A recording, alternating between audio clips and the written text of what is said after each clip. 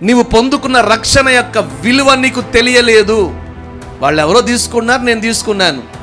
Pastor గారు ఏదో రక్షణ అంటున్నాడు, తీసుకుంటారంట, ఏదో దూతలంట కావాలి కాస్తాయంట, కాలుకి రాయి కూడా తగలకుండా ఎత్తి పట్టుకుంటాయంట, రక్షణ పొందుకుంటే పలానా మేలు అన్నాడు, అది పొందుకుంటే పోలా అనుకుని దిగిన వాళ్ళు ఉంటారు.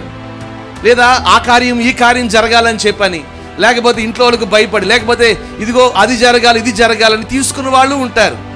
రక్షణ పొందిన వారి జీవితంలో రక్షణ విలువ తెలియని వారి లోకంలో చాలా మంది ఉన్నారు, వాస్తవం. అందుకనే వారి కుటుంబంలో సంతోష ఉత్సాహాలు నా ప్రభు ఇంకా పుట్టించట్లేదు. బైబిల్లో రాయబడిన మాట ఒకటి, నీ రక్షణ వల్ల అతనికి గొప్ప మహిమ కలిగెను.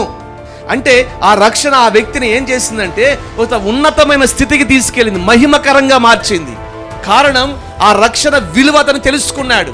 ఇది సాధ్యమే, ఇది సాధారణమైనది కాదు, ఇది ఎవరి వల్ల దొరికేది కాదు, యేసయ్య శిలువ మరణ పునరుద్ధానం వల్లే కలిగేది అని గుర్తుపట్టి ఆ రక్షణ విలువ తెలుసుకుని ఆ రక్షణ ఆనందాన్ని పొందుకుంటూ అందులో నిలిచి సాగిపోయేవారు ఉన్నారే, వారి విషయంలో ప్రభు చెప్తున్నాడు ఏమనంటే, నీ ఇంట సంతోష ఉత్సాహాలు ప్రభు కలుగు చేయబోతాడు.